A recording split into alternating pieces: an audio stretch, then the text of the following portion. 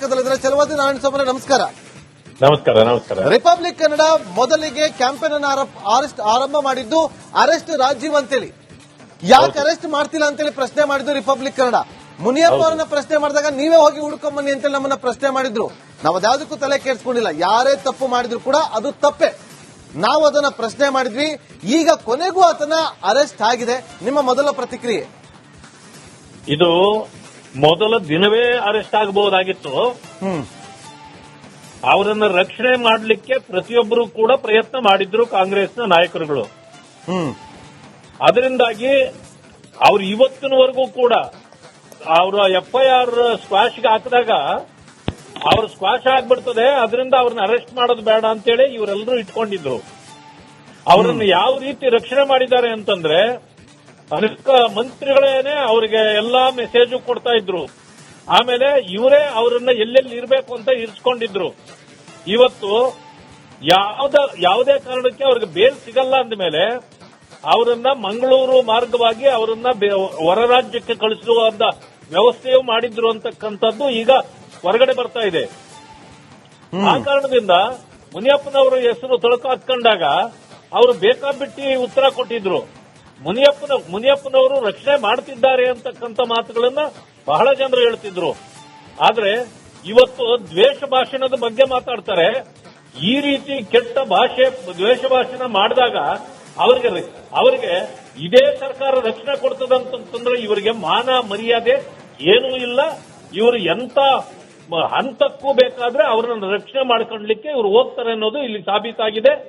ಬೇರೆ ಅದೇ ಬಿಜೆಪಿ ಅಥವಾ ಬೇರೆ ಆ ಸಂಘಟನೆಗಳ ಮುಖಂಡರುಗಳು ಯಾರಾದರೂ ಆದ್ರೆ ಅವರನ್ನ ಶಿಕ್ಷೆಗೊಳಪಡಿಸಲಿಕ್ಕೆ ಈ ದ್ವೇಷ ಭಾಷಣದ ಆಕ್ಟ್ ಇನ್ನೂ ಬಂದಿಲ್ಲ ಅಂತಂದ್ರೂ ಅವರನ್ನ ನೋಟಿಸ್ ಕೊಟ್ಟು ದ್ವೇಷ ಭಾಷಣದ ಹೆಸರಿನಲ್ಲಿ ಅವರನ್ನ ಅರೆಸ್ಟ್ ಮಾಡೋದು ಅಥವಾ ಅವರಿಗೆ ತೊಂದರೆ ಕೊಡುವಂತ ಕೆಲಸವನ್ನ ನಾರಾಯಣ ಸ್ವಾಮಿ, ಈಗ ನಾವು ಪ್ರಶ್ನೆ ಮಾಡ್ತಿರೋದು ನೀವ್ ಹೇಳಿದಂತೆ ಮೊದಲ ದಿನವೇ ಅರೆಸ್ಟ್ ಆಗ್ಬೇಕಿತ್ತು ಅಂತೇಳಿ. ಆದ್ರೆ 14 ದಿನ ಬೇಕಾಯ್ತಾ ಅರೆಸ್ಟ್ ಮಾಡಕ್ಕೆ?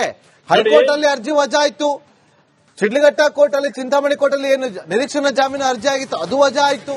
ಇಷ್ಟೆಲ್ಲ ಆದ್ಮೇಲೆ ಇಷ್ಟು ದಿನ ಬೇಕಾಯ್ತಾ ಅನ್ನೋದೇ ನಮ್ಮ ಪ್ರಶ್ನೆ. ಎಲ್ಲ ಇಷ್ಟು ದಿನ ಬೇಕಾಗಿರಲಿಲ್ಲ. ಆದ್ರೆ ಅವ್ರನ್ನ ಅರೆಸ್ಟ್ ಮಾಡ್ಲಿಕ್ಕೆ ಸರ್ಕಾರದವರಿಗೆ ಮನಸ್ಸಿರಲಿಲ್ಲ. ಅವರನ್ನು ರಕ್ಷಣೆ ಯಾಕೆ ಮನಸ್ಸಿರ್ಲಿಲ್ಲ? ಅಂತದ್ದೇನು ಮಾಡೋದೇನು ಗಣದಾರಿ ಕೆಲಸ ಮಾಡಿರೋದು ಇವನು? ಅವರು ಪಕ್ಷದವರಾದ್ಲೇ, ಕಾಂಗ್ರೆಸ್ ಪಕ್ಷದ ಕಾರ್ಯಕರ್ತ ಅಥವಾ ಮುಖಂಡರಾದ್ರೆ ಅವ್ರಿಗೆ ರಕ್ಷಣೆ ಕೊಡೋದೇ ನಮ್ಮ ಆದ್ಯ ಕರ್ತವ್ಯ. ಅವ್ರು ಏನೇ ಮಾಡಿದ್ರು, ಅವ್ರು ಕಳ್ಳತನ ಮಾಡಿದ್ರು, ಸುಳ್ಳು ಹೇಳಿದ್ರು, ಮೋಸ ಮಾಡಿದ್ರು, ವಂಚನೆ ಮಾಡಿದ್ರು ಅಥವಾ ಯಾರನ್ನ ಏನ್ ಬೇಕಾದ್ರೂ ಕೆಟ್ಟದಾಗಿ ನಿಂದಿಸಿದ್ರು ನಾವು ರಕ್ಷಣೆ ಮಾಡ್ಕೊಳ್ಬೇಕು ಅನ್ನೋ ಪದ ಕಾಂಗ್ರೆಸ್ ನಲ್ಲಿ ಇದೆ. ಇವತ್ತು ನೋಡಿ 16 ಕೇಸ್ ಇದೆ ಅಂತೇಳಿ SP ಹೇಳ್ತಾರೆ, ಚಿಕ್ಕಬಳ್ಳಾಪುರ SP ಹೇಳ್ತಾರೆ 16 ಕೇಸ್ ಇದೆ ಅವನ ಮೇಲೆ ಅಂತೇಳಿ. ಅಮೃತಗೌಡ ಅವರು KS ಅಧಿಕಾರಿ ನಮ್ ಜೊತೆ ಮಾತಾಡ್ಬೇಕಾದ್ರೆ ಈತ ಬ್ಯಾನರ್ ವಿಚಾರವಾಗಿ ಧಮಕಿ ಹಾಕಿರೋದು ಇದು ಮೊದಲೇನಲ್ಲ ಅಂತೇಳಿ ನಮ್ಮ ಹತ್ರನೇ ಮಾತಾಡಿದ್ದಾರೆ. ಇಷ್ಟೆಲ್ಲ ಬ್ಯಾಕ್ ಗ್ರೌಂಡ್ ಇರುವಂತ ವ್ಯಕ್ತಿಯನ್ನ ಸಮರ್ಥಿಸ್ಕೊಳ್ತಾರಲ್ಲ ಮಿನಿಸ್ಟರ್ ಮುನಿಯಪ್ಪ ಅವರು. ಸೌಮ್ಯ ಸ್ವಭಾವದವನು, ಒಳ್ಳೆ ಕಾರ್ಯಕರ್ತ ಅಂತ. ಅದೇ ಅವರು ಈ ತರ ಗುಲಾಮಗಿರಿ ಮಾಡಿನೇ ಬದುಕಿರೋದು ರಾಜಕಾರಣದಲ್ಲಿ. ಅವರು ಈ ರೀತಿ ಗುಲಾಮಗಿರಿ ಮಾಡಿ ಬೇರೆಯವರನ್ನ ಓಲೈಕೆ ಮಾಡಿಕೊಂಡು ರಾಜಕಾರಣದಲ್ಲಿ ಇವತ್ತು ಬದುಕಿದ್ದಾರೆ ಇಷ್ಟು ದಿವಸ ಅಂತಂದ್ರೆ ಅದೊಂದೇ ಕಾರಣ, ಬೇರೆ ಏನೂ ಅಲ್ಲ. ಇವತ್ತು ಯಾರೋ ಒಂದ್ ಕಡೆ ಬಾಂಗ್ಲಾದೇಶದವರನ್ನ ನುಸುಳ್ಕೊಂಡು ಬಂದು ಇಲ್ಲಿ ನೆಲೆಸಿದ್ದಾರೆ, ಅವ್ರನ್ನ ನೋಡಿ ಅಂತಂದವ್ರನ್ನ ಈಗ ಅವರಿಗೆ ಕೈಗೆ ಕೋಳ ತೊಡಿಸುವಂತ ಕೆಲಸವನ್ನ ಮಾಡಲಾಗ್ತದೆ ಅಂತೇಳಿ ಬಿಜೆಪಿಯವರು ಗಂಭೀರವಾದಂತ ಆರೋಪವನ್ನ ಮಾಡಿದ್ರಿ, ಪ್ರೊಟೆಸ್ಟ್ ಅನ್ನ ಕೂಡ ಮಾಡಿದ್ರಿ. ಅದು ನೇರ ಎಲ್ಲಾ ಕಡೆಯಲ್ಲೂ ನಡೀತಾ ಇದೆ. ಮೊನ್ನೆ ಒಬ್ಬ ಡಾಕ್ಟರ್ ವಿಷ ಸೇವಿಸಲಿಪ್ಪಾದ ವಿಧಾನಸೌಧದ ಮುಂದೆ. ಕಾರಣ ಏನು? ಅವನಿಗೆ ಎಲ್ಲಿ ಬಾಂಗ್ಲಾದೇಶಿಗರು ಇದ್ದಾರೆ ಅವ್ರನ್ನ ನೋಡಿ ಅಂತಂದಿದ್ದಕ್ಕೆ ಅವರ ಮೇಲೆ ಇವತ್ತು ಬಾಂಗ್ಲಾದೇಶದವ್ರನ್ನ ರಕ್ಷಣೆ ಮಾಡ್ತಾ ಇರೋರು ಅವರೇ, ಕಾಂಗ್ರೆಸ್ನವರು. ಯಾಕೆ ಅಂತಂದ್ರೆ ಅವರ ವೋಟ್ ಬ್ಯಾಂಕ್ ಅನ್ನು ಕಳ್ಕೋಬಾರ್ದಂತೆ. ಅವರು ದೇಶ ಹಾಳಾಗೋಗ್ಲಿ, ಇವ್ರಿಗೆ ವೋಟ್ ಬ್ಯಾಂಕ್ ಬೇಕು ಅಷ್ಟೇ.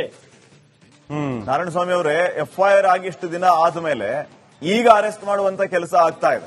ಈ ಸಾಮಾನ್ಯ ಮನುಷ್ಯರಲ್ಲಿ ಏನಾಗುತ್ತೆ ಅಂತಂದ್ರೆ, ಈ ಜನಸಾಮಾನ್ಯರು ಅರೆಸ್ಟ್ FIR ಆಗ್ಲಿ ಬಿಡ್ಲಿ ಎಳ್ಕೊಂಡ್ ಬರೋದೇ ಕೆಲಸ ಆಗ್ತಿರುತ್ತೆ.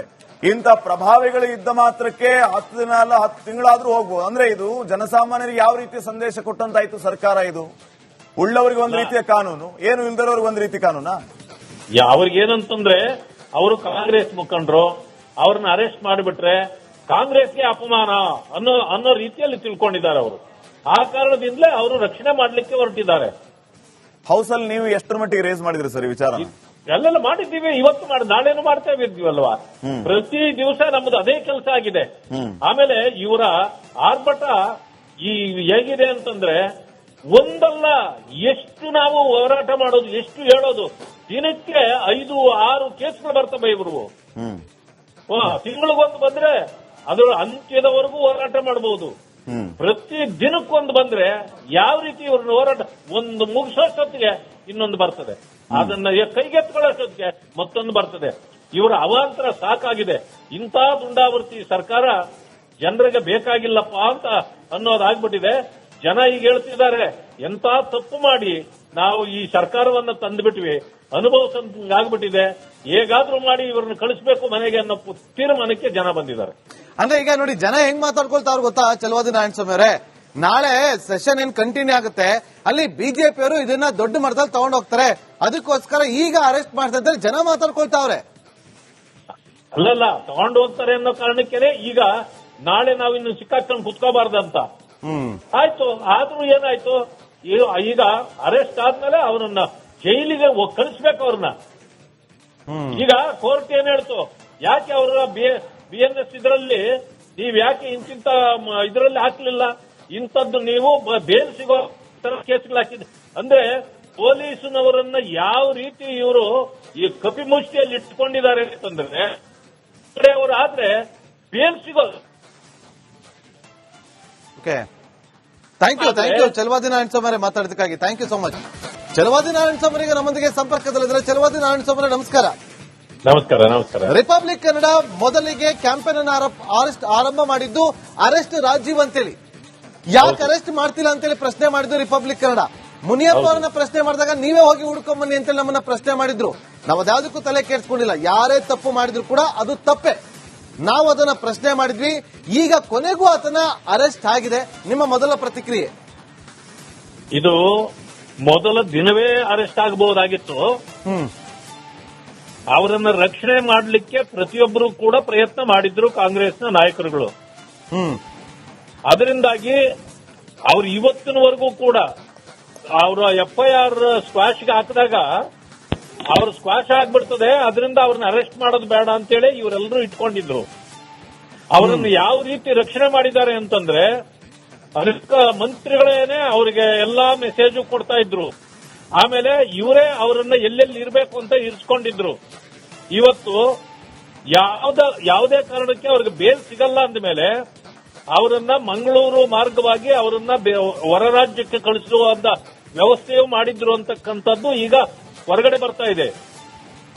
ಆ ಕಾರಣದಿಂದ ಮುನಿಯಪ್ಪನವರ ಹೆಸರು ತೊಳಕು ಹಾಕೊಂಡಾಗ ಅವರು ಬೇಕಾಬಿಟ್ಟಿ ಉತ್ತರ ಕೊಟ್ಟಿದ್ರು. ಮುನಿಯಪ್ಪನವರು ರಕ್ಷಣೆ ಮಾಡ್ತಿದ್ದಾರೆ ಅಂತಕ್ಕಂಥ ಮಾತುಗಳನ್ನ ಬಹಳ ಜನರು ಹೇಳ್ತಿದ್ರು.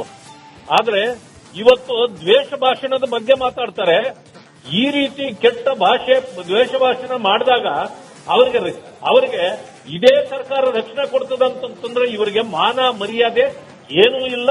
ಇವರು ಎಂತ ಹಂತಕ್ಕೂ ಬೇಕಾದ್ರೆ ಅವರನ್ನು ರಕ್ಷಣೆ ಮಾಡ್ಕೊಳ್ಳಲಿಕ್ಕೆ ಇವರು ಹೋಗ್ತಾರೆ ಅನ್ನೋದು ಇಲ್ಲಿ ಸಾಬೀತಾಗಿದೆ. ಬೇರೆ ಅದೇ ಬಿಜೆಪಿ ಅಥವಾ ಬೇರೆ ಸಂಘಟನೆಗಳ ಮುಖಂಡರುಗಳು ಯಾರಾದರೂ ಆದ್ರೆ ಅವರನ್ನ ಶಿಕ್ಷೆಗೊಳಪಡಿಸಲಿಕ್ಕೆ ಈ ದ್ವೇಷ ಭಾಷಣದ ಆಕ್ಟ್ ಇನ್ನೂ ಬಂದಿಲ್ಲ ಅಂತಂದ್ರೂ ಅವರನ್ನ ನೋಟಿಸ್ ಕೊಟ್ಟು ದ್ವೇಷ ಭಾಷಣದ ಹೆಸರಿನಲ್ಲಿ ಅವರನ್ನ ಅರೆಸ್ಟ್ ಮಾಡೋದು ಅಥವಾ ಅವರಿಗೆ ತೊಂದರೆ ಕೊಡುವಂತ ಕೆಲಸವನ್ನ ನಾರಾಯಣಸ್ವಾಮಿ ಅವರೇ, ಈಗ ನಾವು ಪ್ರಶ್ನೆ ಮಾಡ್ತಿರೋದು ನೀವ್ ಹೇಳಿದಂತೆ ಮೊದಲ ದಿನವೇ ಅರೆಸ್ಟ್ ಆಗ್ಬೇಕಿತ್ತು ಅಂತೇಳಿ. ಆದ್ರೆ 14 ದಿನ ಬೇಕಾಯ್ತು ಅರೆಸ್ಟ್ ಮಾಡಕ್ಕೆ. ಹೈಕೋರ್ಟ್ ಅಲ್ಲಿ ಅರ್ಜಿ ವಜಾ ಆಯ್ತು, ಶಿಡ್ಲಘಟ್ಟ ಕೋರ್ಟ್ ಅಲ್ಲಿ ಚಿಂತಾಮಣಿ ಕೋರ್ಟ್ ಅಲ್ಲಿ ಏನು ನಿರೀಕ್ಷಣಾ ಜಾಮೀನು ಅರ್ಜಿ ಆಗಿತ್ತು ಅದು ವಜಾ ಆಯ್ತು. ಇಷ್ಟೆಲ್ಲ ಆದ್ಮೇಲೆ ಇಷ್ಟು ದಿನ ಬೇಕಾಯ್ತು ಅನ್ನೋದು ನಮ್ಮ ಪ್ರಶ್ನೆ. ಎಲ್ಲ ಇಷ್ಟು ದಿನ ಬೇಕಾಗಿರಲಿಲ್ಲ, ಆದ್ರೆ ಅವ್ರನ್ನ ಅರೆಸ್ಟ್ ಮಾಡ್ಲಿಕ್ಕೆ ಸರ್ಕಾರದವರಿಗೆ ಮನಸ್ಸಿರಲಿಲ್ಲ. ಅವರನ್ನು ರಕ್ಷಣೆ ಯಾಕೆ ಮನಸ್ಸಿರಲಿಲ್ಲ? ಅಂತದ್ದೇನು ಮಾಡೋದೇನು ಗಣದಾರಿ ಕೆಲಸ ಮಾಡಿರೋದು ಇವನು. ಅವರು ಪಕ್ಷದವರಲ್ವೇ, ಕಾಂಗ್ರೆಸ್ ಪಕ್ಷದ ಕಾರ್ಯಕರ್ತ ಅಥವಾ ಮುಖಂಡರಾದ್ರೆ ಅವ್ರಿಗೆ ರಕ್ಷಣೆ ಕೊಡೋದೇ ನಮ್ಮ ಆದ್ಯ ಕರ್ತವ್ಯ. ಅವ್ರು ಏನೇ ಮಾಡಿದ್ರು, ಅವ್ರು ಕಳ್ಳತನ ಮಾಡಿದ್ರು, ಸುಳ್ಳು ಹೇಳಿದ್ರು, ಮೋಸ ಮಾಡಿದ್ರು, ವಂಚನೆ ಮಾಡಿದ್ರು, ಅಥವಾ ಯಾರನ್ನ ಏನ್ ಬೇಕಾದ್ರೂ ಕೆಟ್ಟದಾಗಿ ನಿಂದಿಸಿದ್ರು ನಾವು ರಕ್ಷಣೆ ಮಾಡ್ಕೊಳ್ಬೇಕು ಅನ್ನೋ ಕಾಂಗ್ರೆಸ್ ನಲ್ಲಿ ಇದೆ. ಇವತ್ತು ನೋಡಿ 16 ಕೇಸ್ ಇದೆ ಅಂತೇಳಿ SP ಹೇಳ್ತಾರೆ, ಚಿಕ್ಕಬಳ್ಳಾಪುರ SP ಹೇಳ್ತಾರೆ 16 ಕೇಸ್ ಇದೆ ಅವನ ಮೇಲೆ ಅಂತೇಳಿ. ಅಮೃತಗೌಡ ಅವರು KS ಅಧಿಕಾರಿ ನಮ್ ಜೊತೆ ಮಾತಾಡ್ಬೇಕಾದ್ರೆ ಈತ ಬ್ಯಾನರ್ ವಿಚಾರವಾಗಿ ಧಮಕಿ ಹಾಕಿರೋದು ಇದು ಮೊದ್ಲೇನಲ್ಲ ಅಂತ ನಮ್ಮ ಹತ್ರನೇ ಮಾತಾಡಿದ್ದಾರೆ. ಇಷ್ಟೆಲ್ಲ ಬ್ಯಾಕ್ ಗ್ರೌಂಡ್ ಇರುವಂತ ವ್ಯಕ್ತಿಯನ್ನ ಸಮರ್ಥಿಸ್ಕೊಳ್ತಾರಲ್ಲ ಮಿನಿಸ್ಟರ್ ಮುನಿಯಪ್ಪ ಅವರು, ಸೌಮ್ಯ ಸ್ವಭಾವದವನು, ಒಳ್ಳೆ ಕಾರ್ಯಕರ್ತ ಅಂತ. ಅದೇ ಅವರು ಈ ತರ ಗುಲಾಮಗಿರಿ ಮಾಡಿನೇ ಬದುಕಿರೋದು ರಾಜಕಾರಣದಲ್ಲಿ. ಅವರು ಈ ರೀತಿ ಗುಲಾಮಗಿರಿ ಮಾಡಿ ಬೇರೆಯವರನ್ನ ಓಲೈಕೆ ಮಾಡಿಕೊಂಡು ರಾಜಕಾರಣದಲ್ಲಿ ಇವತ್ತು ಬದುಕಿದ್ದಾರೆ ಇಷ್ಟು ದಿವಸ ಅಂತಂದ್ರೆ ಅದೊಂದೇ ಕಾರಣ, ಬೇರೆ ಏನೂ ಅಲ್ಲ. ಇವತ್ತು ಯಾರೋ ಒಂದ್ ಕಡೆ ಬಾಂಗ್ಲಾದೇಶದವರನ್ನ ನುಸುಳ್ಕೊಂಡು ಬಂದು ಇಲ್ಲಿ ನೆಲೆಸಿದ್ದಾರೆ, ಅವ್ರನ್ನ ನೋಡಿ ಅಂತಂದವ್ರನ್ನ ಈಗ ಅವರಿಗೆ ಕೈಗೆ ಕೋಳ ತೊಡಿಸುವಂತ ಕೆಲಸವನ್ನ ಮಾಡಲಾಗ್ತಾ ಇದೆ ಅಂತೇಳಿ ಬಿಜೆಪಿಯವರು ಗಂಭೀರವಾದಂತ ಆರೋಪವನ್ನ ಮಾಡಿದ್ರಿ, ಪ್ರೊಟೆಸ್ಟ್ ಅನ್ನ ಕೂಡ ಮಾಡಿದ್ರಿ. ಅದು ನೇರ ಎಲ್ಲಾ ಕಡೆಯಲ್ಲೂ ನಡೀತಾ ಇದೆ. ಮೊನ್ನೆ ಒಬ್ಬ ಡಾಕ್ಟರ್ ವಿಷ ಸೇವಿಸಲಿಕ್ಕಾದ ವಿಧಾನಸೌಧದ ಮುಂದೆ, ಕಾರಣ ಏನು? ಅವನಿಗೆ ಎಲ್ಲಿ ಬಾಂಗ್ಲಾದೇಶಿಗರು ಇದ್ದಾರೆ ಅವ್ರನ್ನ ನೋಡಿ ಅಂತಂದಿದ್ದಕ್ಕೆ ಅವರ ಮೇಲೆ ಇವತ್ತು ಬಾಂಗ್ಲಾದೇಶದವ್ರನ್ನ ರಕ್ಷಣೆ ಮಾಡ್ತಾ ಇರೋರು ಅವರೇ, ಕಾಂಗ್ರೆಸ್ನವರು. ಯಾಕೆ ಅಂತಂದ್ರೆ ಅವರ ವೋಟ್ ಬ್ಯಾಂಕ್ ಅನ್ನು ಕಳ್ಕೋಬಾರ್ದಂತೆ. ಅವರು ದೇಶ ಹಾಳಾಗಿ ಹೋಗ್ಲಿ, ಇವ್ರಿಗೆ ವೋಟ್ ಬ್ಯಾಂಕ್ ಬೇಕು ಅಷ್ಟೇ. ನಾರಾಯಣಸ್ವಾಮಿ ಅವರೇ, FIR ಆಗಿ ಇಷ್ಟು ದಿನ ಆದ್ಮೇಲೆ ಈಗ ಅರೆಸ್ಟ್ ಮಾಡುವಂತ ಕೆಲಸ ಆಗ್ತಾ ಇದೆ. ಈ ಸಾಮಾನ್ಯ ಮನುಷ್ಯರಲ್ಲಿ ಏನಾಗುತ್ತೆ ಅಂತಂದ್ರೆ, ಈ ಜನಸಾಮಾನ್ಯರು ಅರೆಸ್ಟ್ FIR ಆಗ್ಲಿ ಬಿಡ್ಲಿ ಎಳ್ಕೊಂಡ್ ಬರೋದೇ ಕೆಲಸ ಆಗ್ತಿರುತ್ತೆ. ಇಂಥ ಪ್ರಭಾವಿಗಳು ಇದ್ದ ಮಾತ್ರಕ್ಕೆ 10 ದಿನ ಅಲ್ಲ 10 ತಿಂಗಳಾದ್ರೂ ಹೋಗ್ಬೋದು. ಅಂದ್ರೆ ಇದು ಜನಸಾಮಾನ್ಯರಿಗೆ ಯಾವ ರೀತಿ ಸಂದೇಶ ಕೊಟ್ಟಂತಾಯ್ತು ಸರ್ಕಾರ? ಇದು ಉಳ್ಳವರಿಗೆ ಒಂದ್ ರೀತಿಯ ಕಾನೂನು, ಏನು ಇಲ್ದರವ್ರಿಗೆ ಒಂದ್ ರೀತಿ ಕಾನೂನಾ? ಅವ್ರಿಗೇನಂತಂದ್ರೆ ಅವರು ಕಾಂಗ್ರೆಸ್ ಮುಖಂಡರು, ಅವ್ರನ್ನ ಅರೆಸ್ಟ್ ಮಾಡಿಬಿಟ್ರೆ ಕಾಂಗ್ರೆಸ್ಗೆ ಅಪಮಾನ ಅನ್ನೋ ರೀತಿಯಲ್ಲಿ ತಿಳ್ಕೊಂಡಿದ್ದಾರೆ ಅವರು. ಆ ಕಾರಣದಿಂದಲೇ ಅವರು ರಕ್ಷಣೆ ಮಾಡಲಿಕ್ಕೆ ಹೊರಟಿದ್ದಾರೆ. ಹೌಸ್ ಅಲ್ಲಿ ನೀವು ಎಷ್ಟರ ಮಟ್ಟಿಗೆ ರೇಸ್ ಮಾಡಿದ್ರಿ ಸರ್ ಈ ವಿಚಾರ? ಎಲ್ಲೆಲ್ಲ ಮಾಡಿದ್ದೀವಿ, ಇವತ್ತು ನಾಳೆನೂ ಮಾಡ್ತಾ ಇದ್ದೀವಲ್ವಾ. ಪ್ರತಿ ದಿವಸ ನಮ್ದು ಅದೇ ಕೆಲಸ ಆಗಿದೆ. ಆಮೇಲೆ ಇವರ ಆರ್ಭಟ ಈ ಹೇಗಿದೆ ಅಂತಂದ್ರೆ, ಒಂದಲ್ಲ ಎಷ್ಟು ನಾವು ಹೋರಾಟ ಮಾಡೋದು, ಎಷ್ಟು ಹೇಳೋದು, ದಿನಕ್ಕೆ 5-6 ಕೇಸ್ಗಳು ಬರ್ತವೆ ಇವರು. ತಿಂಗಳಿಗೊಂದು ಬಂದ್ರೆ ಅದರ ಅಂತ್ಯದವರೆಗೂ ಹೋರಾಟ ಮಾಡಬಹುದು. ಪ್ರತಿ ದಿನಕ್ಕೊಂದು ಬಂದ್ರೆ ಯಾವ ರೀತಿ ಇವ್ರನ್ನ ಹೋರಾಟ ಒಂದು ಮುಗಿಸೋಷ್ಟೊತ್ತಿಗೆ ಇನ್ನೊಂದು ಬರ್ತದೆ, ಅದನ್ನ ಕೈಗೆತ್ಕೊಳ್ಳೋಷ್ಟೊತ್ತಿಗೆ ಮತ್ತೊಂದು ಬರ್ತದೆ. ಇವರ ಅವಾಂತರ ಸಾಕಾಗಿದೆ. ಇಂಥ ದುಂಡಾವರ್ತಿ ಸರ್ಕಾರ ಜನರಿಗೆ ಬೇಕಾಗಿಲ್ಲಪ್ಪ ಅಂತ ಅನ್ನೋದಾಗ್ಬಿಟ್ಟಿದೆ. ಜನ ಈಗ ಹೇಳ್ತಿದ್ದಾರೆ, ಎಂತ ತಪ್ಪು ಮಾಡಿ ನಾವು ಈ ಸರ್ಕಾರವನ್ನ ತಂದುಬಿಟ್ವಿ, ಅನುಭವಿಸಂಗಾಗ್ಬಿಟ್ಟಿದೆ, ಹೇಗಾದ್ರೂ ಮಾಡಿ ಇವ್ರನ್ನ ಕಳಿಸಬೇಕು ಮನೆಗೆ ಅನ್ನೋ ತೀರ್ಮಾನಕ್ಕೆ ಜನ ಬಂದಿದ್ದಾರೆ. ಅಂದ್ರೆ ಈಗ ನೋಡಿ ಜನ ಹೆಂಗ್ ಮಾತಾಡ್ಕೊಳ್ತಾವ್ರು ಗೊತ್ತಾ ಚಲವಾದಿ ನಾರಾಯಣಸ್ವಾಮಿ ಅವರೇ, ನಾಳೆ ಸೆಷನ್ ಏನ್ ಕಂಟಿನ್ಯೂ ಆಗುತ್ತೆ, ಅಲ್ಲಿ ಬಿಜೆಪಿಯವರು ಇದನ್ನ ದೊಡ್ಡ ಮಟ್ಟದಲ್ಲಿ ತಗೊಂಡ್ ಹೋಗ್ತಾರೆ, ಅದಕ್ಕೋಸ್ಕರ ಈಗ ಅರೆಸ್ಟ್ ಮಾಡ್ತಾ ಇದ್ದಾರೆ ಜನ ಮಾತಾಡ್ಕೊಳ್ತಾವ್ರೆ. ಅಲ್ಲಲ್ಲ, ತಗೊಂಡು ಹೋಗ್ತಾರೆ ಅನ್ನೋ ಕಾರಣಕ್ಕೆ ಈಗ ನಾಳೆ ನಾವು ಇನ್ನು ಸಿಕ್ಕಾಕೊಂಡು ಕುತ್ಕೋಬಾರ್ದಂತ ಆಯ್ತು. ಆದ್ರೂ ಏನಾಯ್ತು, ಈಗ ಅರೆಸ್ಟ್ ಆದ್ಮೇಲೆ ಅವರನ್ನ ಜೈಲಿಗೆ ಕಳಿಸ್ಬೇಕು ಅವ್ರನ್ನ.